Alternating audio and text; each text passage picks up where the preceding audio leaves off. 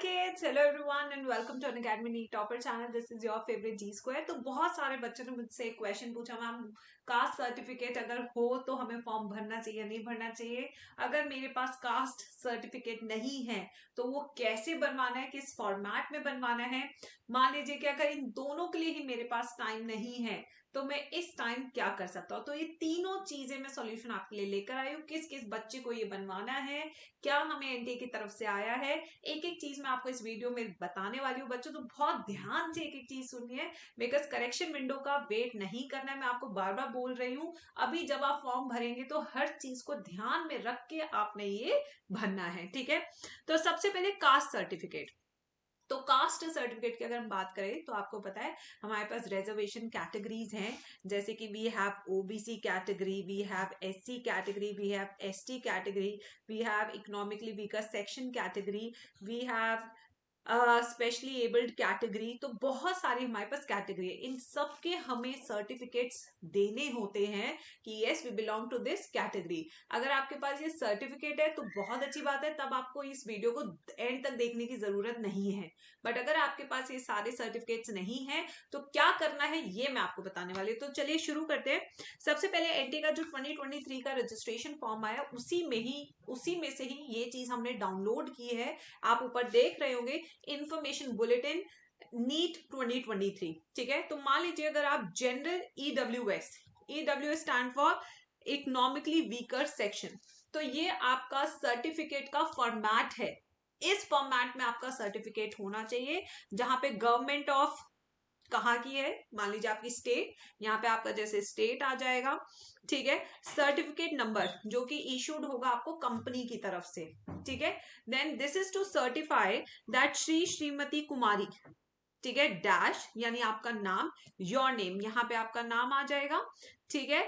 Son daughter wife of dash, ठीक है। तो यहाँ पे आपके हस्बैंड का नाम आ सकता है या आपकी वाइफ का नाम, जो भी है, आपके फादर का नाम, आपकी मदर का नाम। परमानेंट रेजिडेंस ऑफ, जहां आपका परमानेंट एड्रेस है, जहां के आपका डोमिसाइल है, वो यहाँ पे एड्रेस लिखना है, पूरा कोड, डिस्ट्रिक्ट, सब कुछ मेंशन करना है, ठीक है।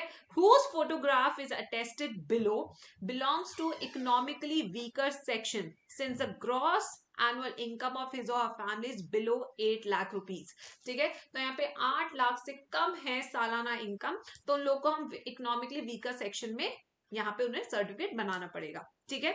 ना his or her family does not own or possess any of the following assets. तो आपके पास 5 एकर्स ऑफ एग्रीकल्चर लैंड नहीं होना चाहिए, रेजिडेंशियल फ्लैट 1000 स्क्वायर फीट का नहीं होना चाहिए, ठीक है।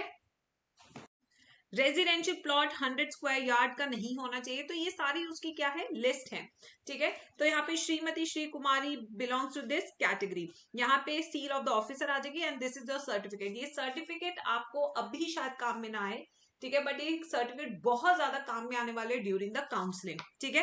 तो यहाँ पे हर चीज आपको मेंशन करनी है, हर स्टेट का अपना थोड़ा सा रूल्स एंड रेगुलेशन होते हैं ईडब्ल्यूएस के, तो वो आपने मेंशन करने। मान लीजिए कि you belong to this category but you don't have a certificate and you don't have a time, तब हम क्या करें, तब आपने रजिस्ट्रेशन फॉर्म में यहाँ पे सेल्फ डिक्लेरेशन फॉर्म को क्या करना है, आपने भर के अपलोड करना है। ये वो फॉर्म है, देखो, इन ल्यू ऑफ, इसका मतलब है कि मैं यहाँ पे सेल्फ डिक्लेयर कर रहा हूं कि I do belong to this category, but अभी मेरे पास सर्टिफिकेट नहीं है। जब काउंसलिंग का टाइम आएगा तब मैं सबमिट कर दूंगा। बट अगर आपने सबमिट नहीं किया उस टाइम पे भी, तो आप सरकार को कह रहे भाई फिर मेरी जनरल कैटेगरी से आप मेरे को मेरिट के थ्रू एडमिशन दे देना, तब मैं इस वाले रिजर्वेशन कोटा के लिए I will not be applicable. तो जिन बच्चों के पास सर्टिफिकेट नहीं है वो इसको भरेंगे, आप अपना नाम लिखेंगे, अपना परमानेंट एड्रेस यहाँ पे लिखेंगे, यहाँ पे अपनी साइज, पासपोर्ट साइज फोटो लगाएंगे, यहाँ आपका नीट एप्लीकेशन नंबर जो कि आपका रजिस्ट्रेशन फॉर्म का होगा वो लिखेंगे, अपना मोबाइल नंबर जो रजिस्टर्ड मोबाइल नंबर है, जो रजिस्टर्ड ईमेल एड्रेस है वो। अब यहाँ पे one of the very important line जो हमें देखनी है वो ये है, I understand that as per the new guidelines from the Ministry of Personal, Public Grievances and Pension, I am required to submit a general EVS certificate issued on after 1st April 2022। इससे पुराने वाले की कोई अहमियत नहीं है, इसके नया 1 अप्रैल 2022 यानी पिछले साल के 2022 के बाद अगर आपका सर्टिफिकेट बना है तभी वो एप्लीकेबल है, वरना वो एप्लीकेबल नहीं है। आपको नया बनवाना पड़ेगा। नए बनवाने का टाइम नहीं तो सेल्फ डिक्लेरेशन भरना पड़ेगा। ठीक है, यहाँ पे आप अपने सिग्नेचर फादर मदर के ले सकते हैं और अपने सिग्नेचर करके इसे अपलोड कर सकते हैं रजिस्ट्रेशन फॉर्म में। अब आते हैं नेक्स्ट, ओबीसी एनसीएल यानी कि non creamy layer certificate format. मान लीजिए कि आप ओबीसी एनसीएल कैटेगरी में हैं, तो आपका जो फॉर्मेट है सर्टिफिकेट का वो कुछ इस तरीके से होना चाहिए। ठीक है बच्चों, इस तरीके का फॉर्मेट है। और अगर आपके पास ये नहीं है, मान लीजिए अगर आपके पास ये नहीं है बट आप इस कैटेगरी को बिलोंग करते हैं, तो ये आपका सेल्फ डिक्लेरेशन फॉर्म है।